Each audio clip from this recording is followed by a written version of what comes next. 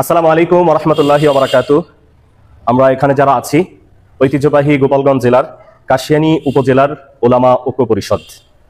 Video মাধ্যমে আমরা দেশবাসীর কাছে একটি মেসেজ, একটি বার্তা দিতে চাই। সেই উদ্দেশ্যকেই সামনে নিয়ে মূলত আমাদের এই ভিডিওতে আসা। সারা পৃথিবীব্যাপী যেমনিভাবে মিশ্র রাজনীতি রয়েছে, বাংলাদেশও তার ব্যতিক্রম নয়। বাংলাদেশের প্রত্যেকটা জেলায় মিশ্র রাজনীতি, রাজনৈতিক মতপার্থক্য এবং বিভিন্ন রাজনীতি আমরা পরিলক্ষিত আমাদের সামনে হয়েছে।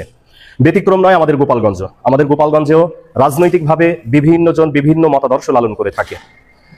তবে এর আগে আমাদের একটা বিষয় সকলেরই স্মরণ থাকা দরকার, সেটি হলো এই গোপালগঞ্জের মাটিতেই শুয়ে আছেন সারা পৃথিবীর বিখ্যাত ব্যক্তিত্ব, বিশেষত বাংলাদেশের অন্যতম বুজুর্গ এবং শ্রেষ্ঠ আলেমে দ্বীন সদর সাহেব খ্যাত হযরতুল আল্লামা শামসুল হক ফরিদপুর রহমতুল্লাহি আলাইহি। এই গোপালগঞ্জেই শুয়ে আছেন কাশিয়ানী হুজুর রহমতুল্লাহি আলাইহি। গোপালগঞ্জেই শুয়ে আছেন সুটফার হুজুরের মতো যুগ শ্রেষ্ঠ আলেম। এছাড়াও শত শত এবং সহস্র ওলামায়ে কেরাম, দিনদার ব্যক্তিত্ব এবং মহান ব্যক্তিত্ব এই গোপালগঞ্জের মাটিতেই শুয়ে আছে। অত্যন্ত দুঃখজনক একটি বিষয় আমরা গত 2 দিন আগে দেখতে পেয়েছি। বাংলাদেশের একজন আলেম মুফতি আমির হামজা এছাড়াও কয়েকজন ব্যক্তি গোপালগঞ্জে নিয়ে অশালীন কিছু বক্তব্য তারা প্রদান করেছে। বিশেষ করে মুফতি আমির হামজা সাহেব, আপনার প্রতি আমাদের যথেষ্ট শ্রদ্ধা রয়েছে।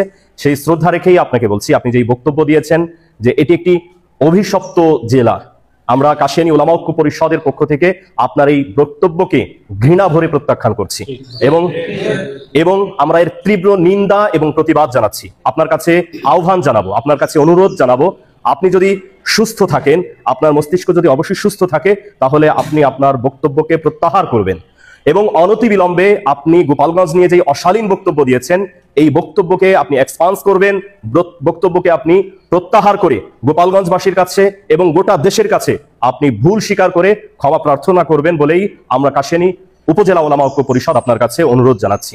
আল্লাহ পাক রব্বুল আলামিন আপনাকে সহ গোপালগঞ্জের প্রতি যারা অপাঙ্গে তাকায়, গোপালগঞ্জের প্রতি যারা বাঁকা দৃষ্টিতে তাকায়, পুরা দেশের সে যে ধর্মের হোক, যে মানসিকতার হোক, যে মতাদর্শের হোক, তাদের প্রতি আমাদের আজকের এই উদাত্ত আহ্বান। আল্লাহ পাক রব্বুল আলামিন আমাদের সকলকে সহি বুঝ দান করেন, সকলে আমিন।